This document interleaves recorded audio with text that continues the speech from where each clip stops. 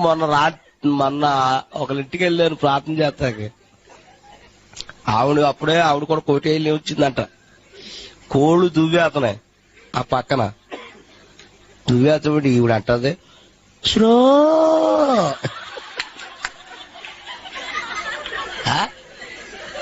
అయ్యో బాబోయ్.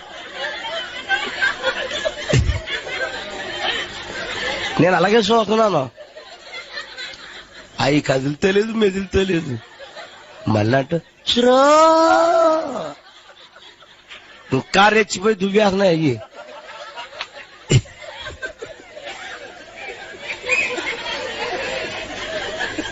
అప్పుడు స్లో అంటే వెళ్తాయి.